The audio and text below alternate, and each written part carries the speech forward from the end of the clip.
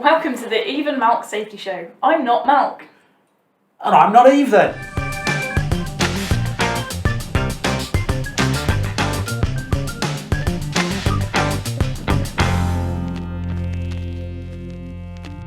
I've been looking at the B11 standards, Eve, and particularly B11-19, because I need to select my risk reduction measures.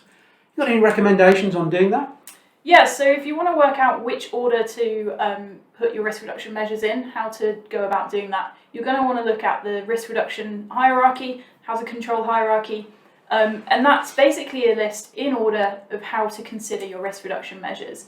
And then top of that list, you're going to have inherently safe by design, which basically means you want to design the risk out completely, get rid of the hazard, change it so that it just doesn't exist anymore. Next is going to be engineering controls, and engineering controls are devices usually which keep people separate from the hazard.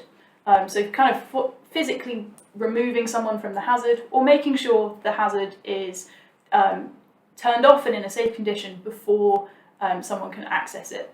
And then finally, you're going to have administrative controls, and those are things that basically rely on people. So that's why they're bottom of the list. They're going to rely on people to do what they're told, follow a process to keep them safe.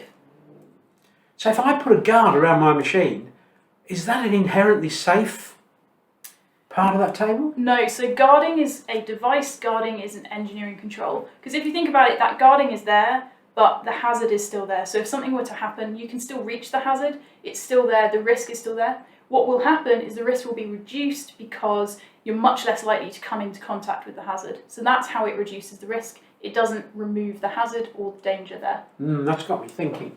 So what about lockout tagout? Lockout tagout is a really good one. People often think it's a device because you have a physical padlock. However, it's not an engineering control. It is administrative because in order for lockout tagout to work, you have to follow the process, you have to follow it correctly. If you were to mess something up, you're not going to be kept safe. So lockout tagout is actually an administrative control. I think I may have to go and do some changes.